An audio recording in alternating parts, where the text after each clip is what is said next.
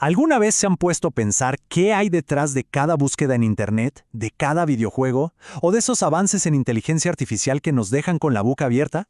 Pues hay un cerebro digital trabajando a toda máquina.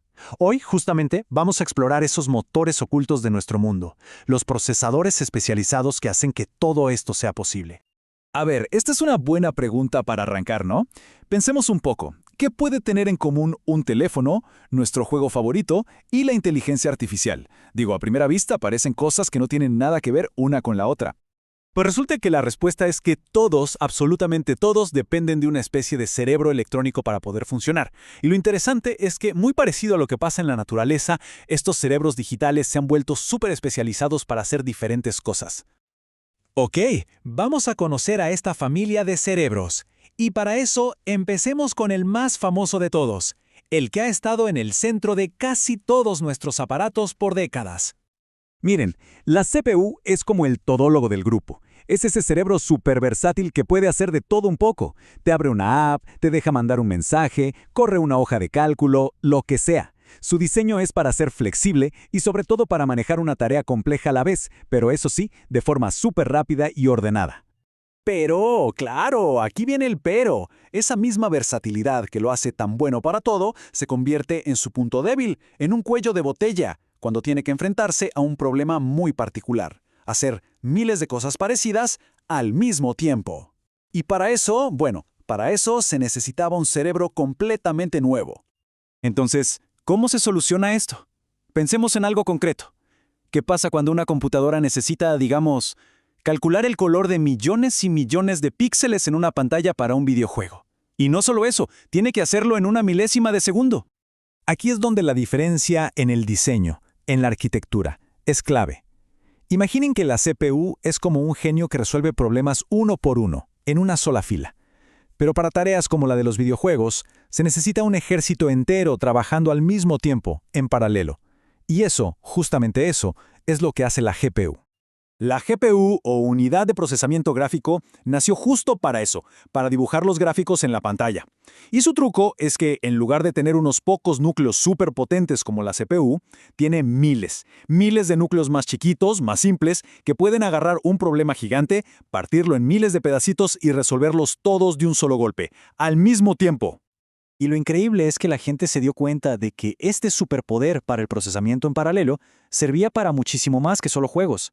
De repente, los científicos lo empezaron a usar para simulaciones súper complejas. Se usó un montón para la minería de criptomonedas y, lo que nos trae lo que sigue en esta historia, se convirtió en el motor principal para entrenar los modelos de inteligencia artificial. Ok, pero aquí la historia se pone todavía más interesante. Porque la explosión de la IA, este boom que estamos viviendo, creó un desafío totalmente nuevo. Un problema para el que ni siquiera las poderosísimas GPUs eran la herramienta perfecta. Es que entrenar estos modelos de IA, los que usan los asistentes de voz o los que reconocen imágenes, por ejemplo, necesita una cantidad de cálculos que es, de verdad, astronómica. La necesidad de poder de cómputo empezó a crecer, pero no de forma lineal, sino exponencial. Para que se hagan una idea de la escala del problema, esta cita de Google lo dice todo. Ellos calcularon que si cada persona empezara a hablar con sus servicios por solo 3 minutos al día, tendrían que duplicar la cantidad de computadoras en sus centros de datos. Una locura. Se dieron cuenta de que el hardware que tenían no iba a ser suficiente, ni por costo ni por energía. Hacía falta algo radicalmente distinto.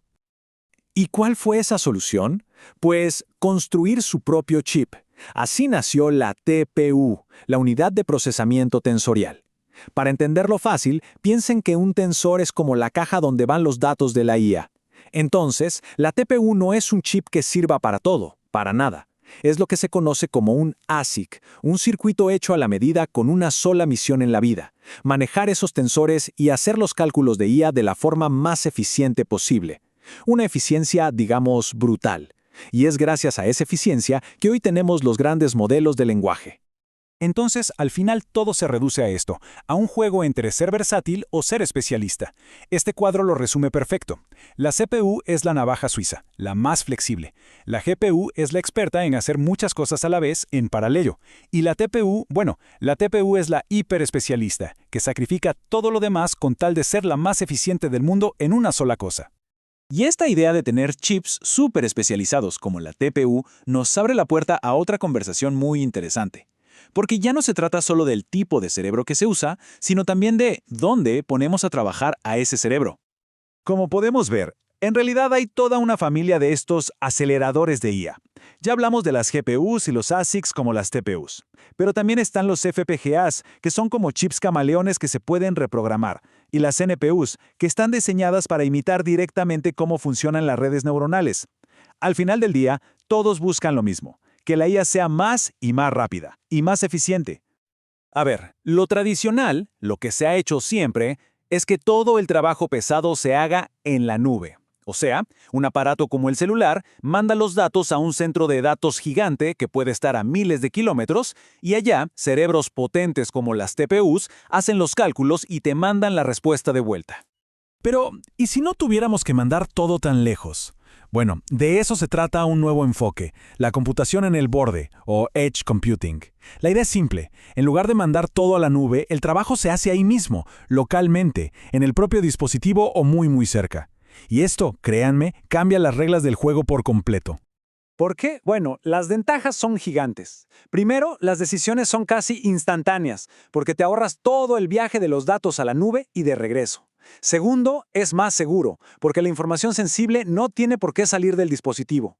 Tercero, es más confiable, puede funcionar incluso sin Internet. Y cuarto, claro, ahorra costos de ancho de banda. El mejor ejemplo es un coche autónomo. Necesita tomar decisiones en milisegundos. No se puede dar el lujo de esperar una respuesta de la nube.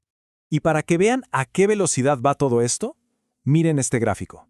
El TPU más nuevo de Google, que se llama Trillium, es un salto masivo. No es que sea un poquito mejor que el anterior, no. Es 4.7 veces más potente. Y encima es un 67% más eficiente con la energía. Esto es importantísimo para que todo este crecimiento de la IA sea sostenible, ¿no? Bueno, y todo esto nos trae a la pregunta del millón. Ya pasamos de procesadores que hacían de todo, a especialistas, y ahora a hiperespecialistas. ¿Qué sigue? ¿Qué hay más allá de los chips de silicio que conocemos hoy? Pues se está explorando en dos fronteras que parecen de ciencia ficción. Por un lado, el hardware neuromórfico, que básicamente intenta copiar cómo funciona nuestro propio cerebro, con toda su eficiencia. Y por otro, la computación cuántica, que ya no es solo mejorar lo que tenemos, sino que es una forma completamente nueva, fundamentalmente distinta, de procesar la información. Así que, esta evolución de un cerebro que hacía de todo a todo un ecosistema de mentes especializadas es lo que ha definido nuestra era digital. Pero la próxima ola de innovación, esa promete ser todavía más increíble. Nos deja con una pregunta en el aire. ¿Qué problemas que hoy nos parecen imposibles de resolver se podrán solucionar con esto?